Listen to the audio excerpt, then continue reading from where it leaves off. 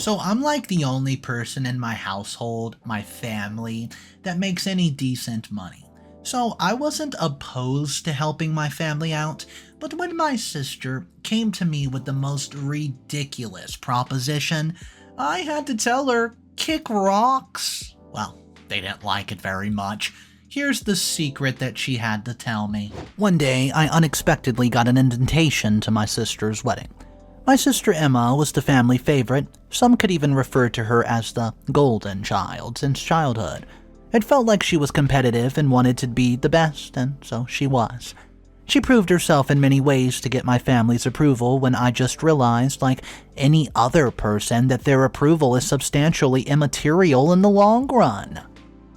Although, she never saw it as such, and since then to today, I feel like when it comes to my family, I've always lived under her shadow. Why can't you be more like Emma?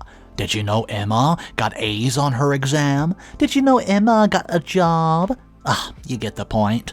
She was the favorite child and she was preferred over me, and honestly, I don't really blame her for this. Of course it was affecting me, but it's more my family's fault for playing favorites than hers. I did love my sister because in the end, she was my family as well. I grew up with her, and it was just so thrilling to hear that she was getting married. I was happy and excited for her, and not to mention the wedding seemed to be set at a lavish venue with food and stay provided, which was very interesting. I knew I would definitely go to her wedding, but I did not just want to talk about it over the phone. I wanted to go and meet my family to celebrate this, and so I did. I went over to my family's home, and there my sister, her fiancé Derek, and my parents were.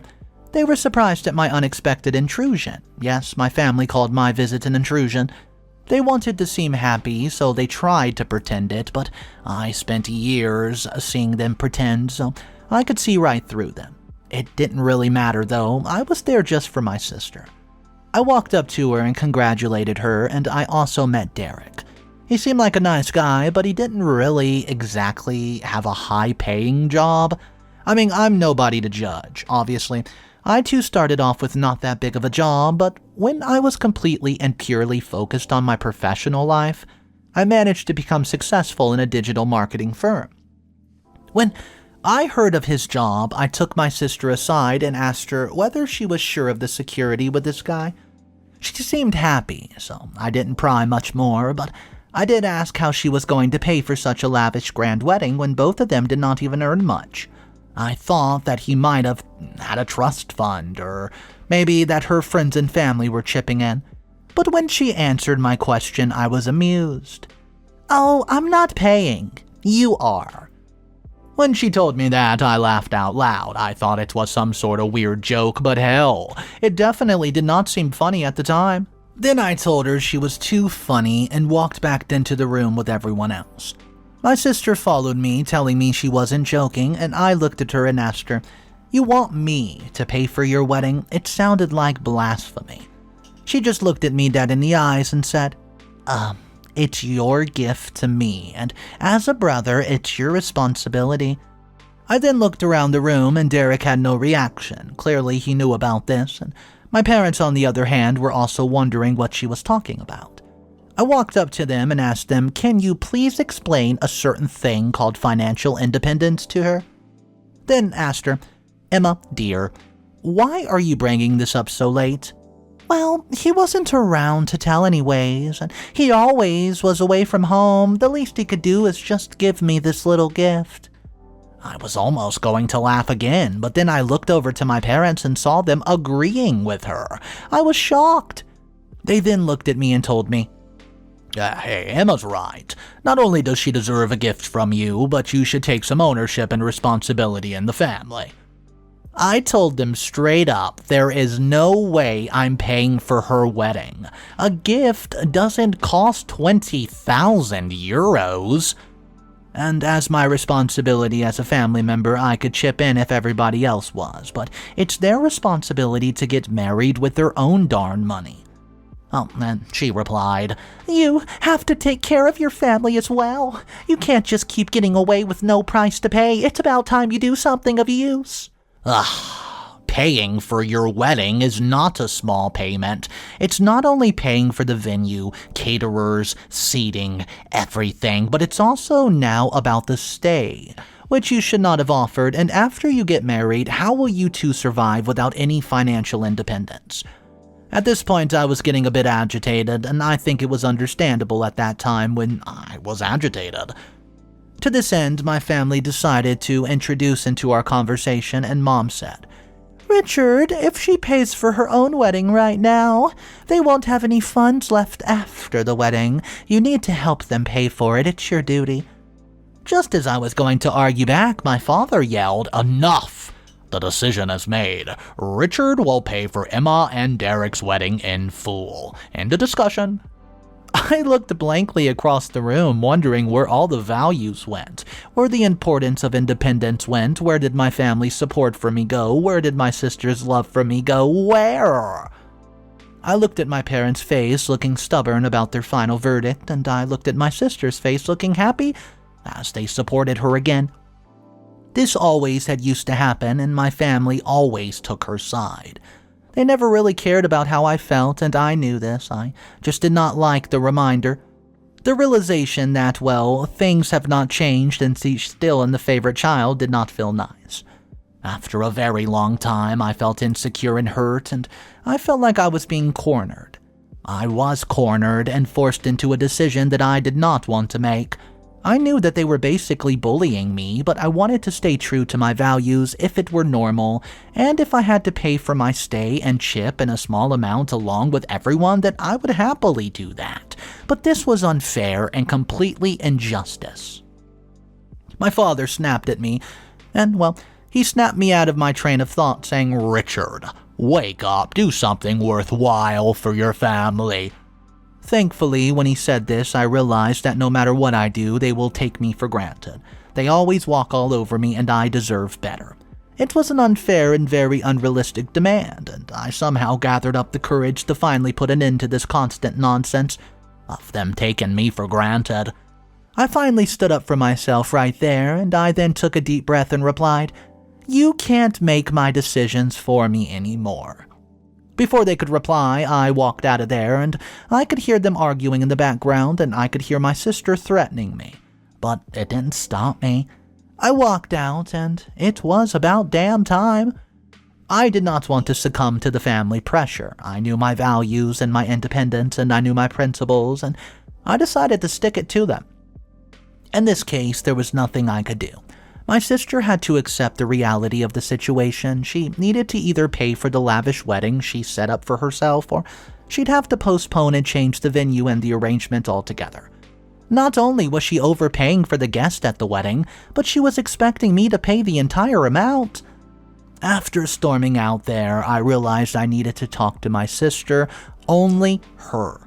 My family was very influential, and Derek has changed her. I love my sister, and I don't want her to feel like I don't love her, but I want her to know how crazy it is that she's asking this of me. Sadly, there's no way of knowing when I'd meet her again. What's up, everybody? Mr. Reddito here. So today's story is a wild family ride. Can you imagine being forced into that predicament? I have a few updates. If you guys are enjoying so far, go ahead and support the channel by subscribing to it and smashing that like button. Here is your first update, a few days since the original post. Hey, I just got home from dinner with my sister and Derek. I texted Emma, telling her that she and I needed to talk and that I'd prefer if we met. I didn't want her to think that I didn't love her, so I definitely wanted to clear out the air. More so with her than with my parents, actually. So when I got a reply to my text saying that she was willing to meet, I was happy. I felt relieved, and we went out to a restaurant. To my surprise, she's gotten Derek along, and I looked at the two of them sitting in front of me, not knowing what to say, so I initiated a conversation. I first of all wanted to only talk to Emma, so I pretty much ignored Derek's existence. I started by asking Emma, "What were you thinking about holding such a lavish wedding without any money?"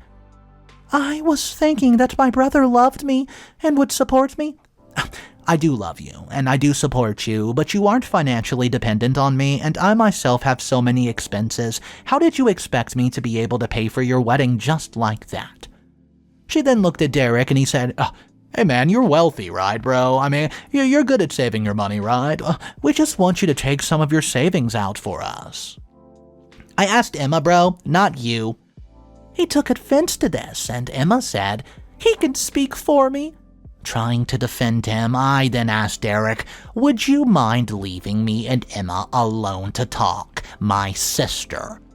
I think that your being here would hinder the progress of our conversation," and that's when Emma gets upset at me, saying, "How dare you?" He goes where I goes.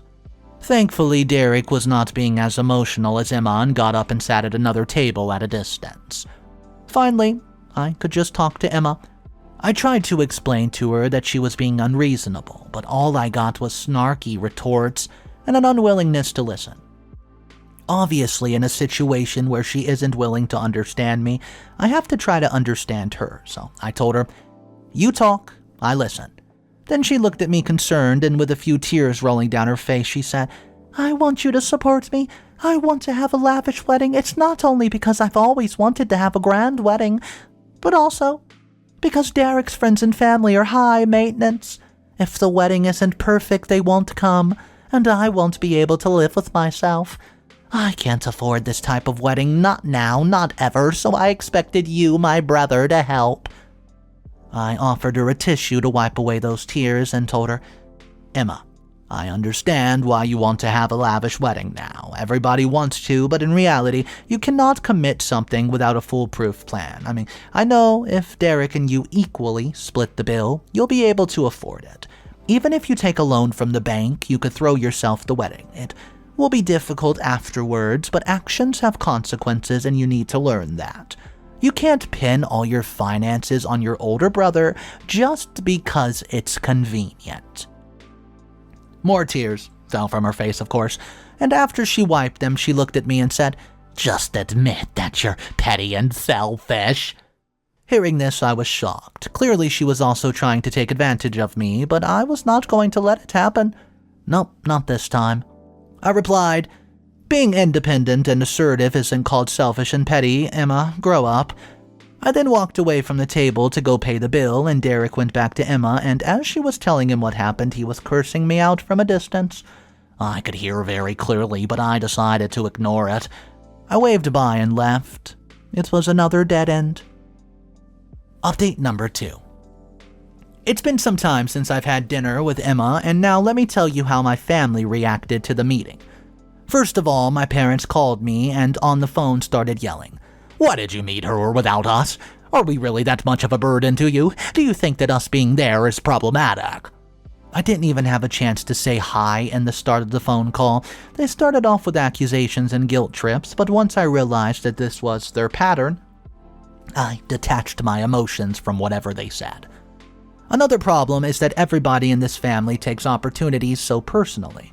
They don't look at anything logically, and my sister thinks that I don't love her because I don't want to spend tens of thousands of dollars on her wedding.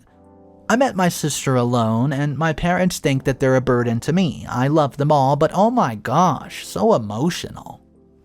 It honestly makes me wonder whether I'm adopted or not, and they called me, telling me that the decision was now made. The caterers have been booked, and if I didn't pay, then they would have to chip in.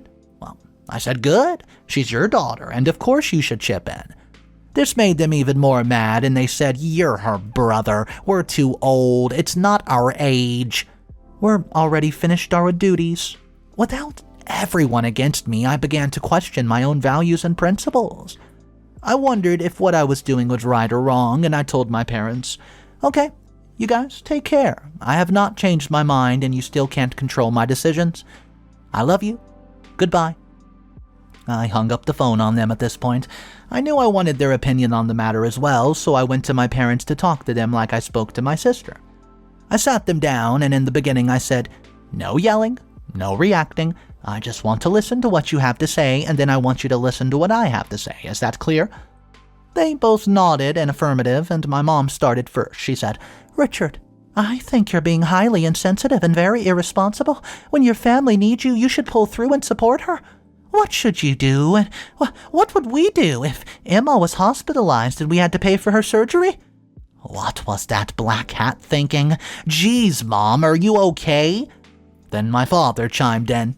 Oh, exactly. You should be here to support. Just because you became financially independent doesn't mean you ignore your family needs, son. To this, I had the perfect response. Are you guys finished? They nodded. Okay, I'll talk now. And you're going to listen without interruption, right?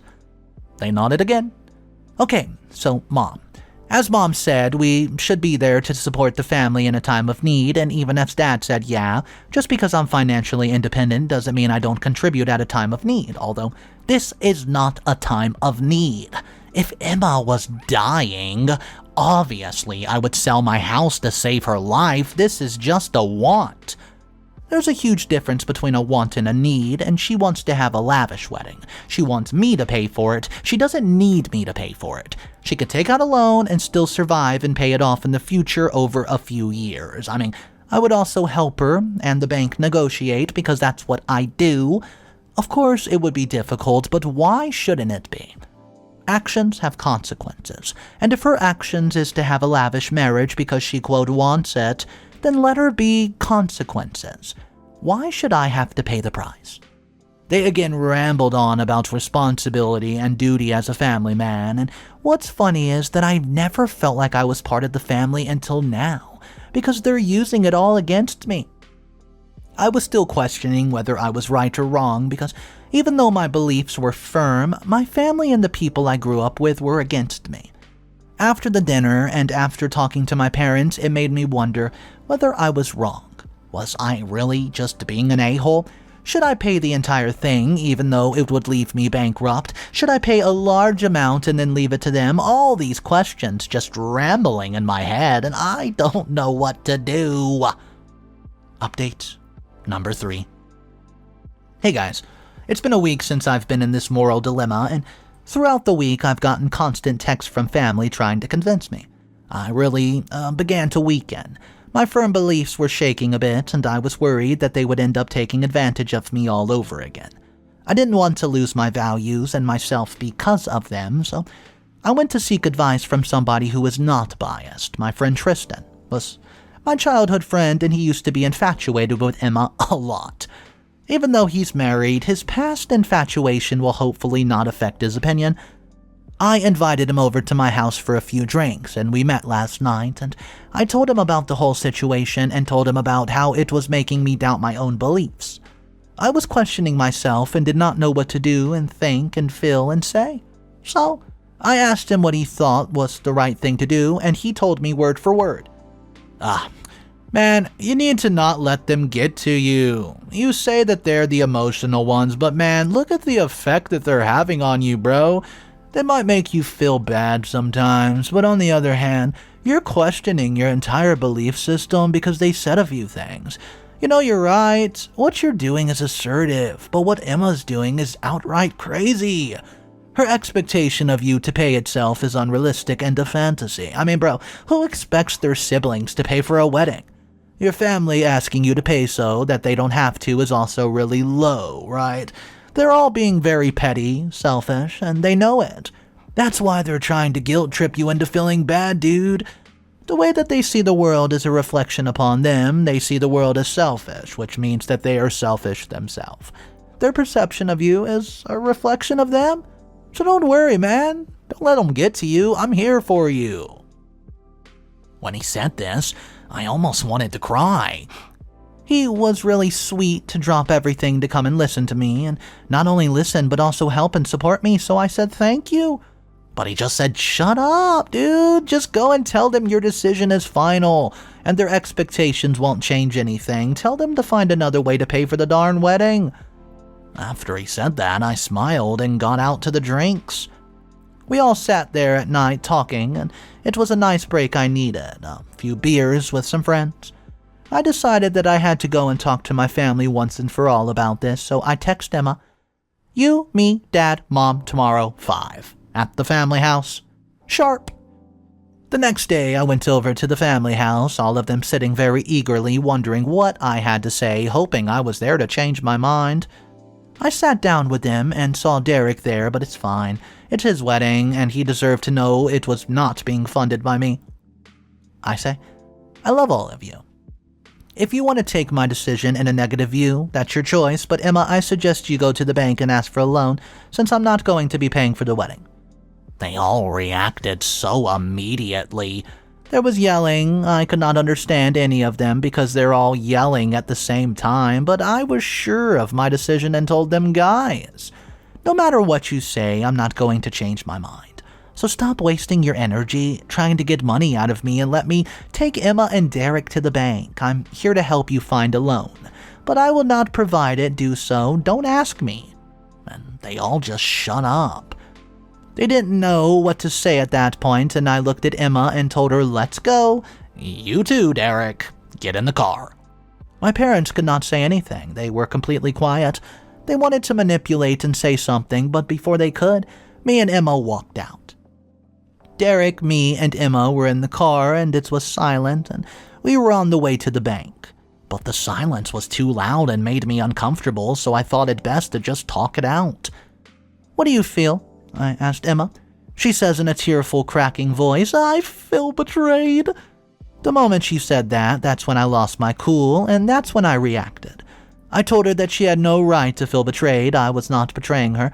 If somebody sets their expectations to be the stars, and if that person can't reach said expectations, whose fault is it?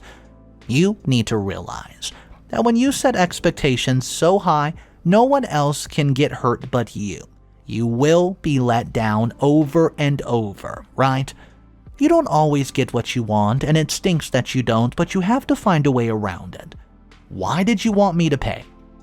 You wanted a lavish wedding, and now I'm not paying, but there are other ways to have the lavish wedding. You can cut down the payments for the store and the stay, and you can find another venue. You could always postpone the wedding to find money to have it. But I don't want to change anything. I want to stick to the plan. I don't want to pay. I don't want to face consequences. Emma, you can't live like that. Life has problems, and when you face those problems, sometimes you will have to compromise. Even to something that you love, you will always have to do things you hate. But it's worth it in the end because that's how you live. Life's difficult, but it's also beautiful. I know you want to marry Derek in this grand, lavish way, and I understand that, but to do it, you can't have everything handed to you on a silver platter. You need to work to get what you want. I know that you can. I'm here to help you. Heck, I'm literally taking you to the bank right now, and Derek looked at me and said, we don't need your pity help, bro. Can you just drop us off at the bank and go? We'll be fine. You haven't helped in the most basic way, so forget it. Just as I was about to respond to them, Emma said, Don't talk to him like that. He's trying to help after all. He knows what he's saying, and it's not pity. He cares about me. We will get a loan from the bank today. As she was talking, I felt proud. I felt finally she grew up, and finally my little sister was not so little anymore. She finally matured, and then I almost felt bad for taking her to an expensive, shady bank. She managed to get a loan of 20,000 euros with a 5% interest every month, and it was a horrible deal. I almost felt bad that I messed with her life even more, but after putting me through what she did, it would be best if she struggled to pay the debt back. That is an additional 1,000 euros every single month. Alright, so most of the commenters down below in the original post and the updates, they could agree on one thing. They were saying how OP clearly cares about his sister, but at the same time, they feel like maybe he's taking advantage of her, and let me tell you why. The loan. A lot of people at the end of the story had a huge problem with the loan. Most of the people were saying, hey, if you loved your sister so much, why would you take her to a shady bank? We're not saying you have to pay for the wedding, because that's ridiculous. But we're saying, why walk her into a shady bank when you do this sort of thing for a living and you know for a fact it's going to be a horrible deal? But besides that fact, almost everybody in the comment section agreed. OP paying for the wedding 20,000 euros would be absolutely ridiculous and enabling, and it was really weird how the parents were pushing that narrative. Anyways, let me know your thoughts about this. Do you agree with some of these commenters? Drop your opinions down below. Thank you for joining me on today's video. My name's Mr. Reddito. I narrate stories like this every day. So if you want more daily videos, the 3 ways to support the channel is smash that like button, leave a comment down below, and subscribe to the channel with bell notifications. I'll see you guys tomorrow. Remember, it's cool to be kind. See ya.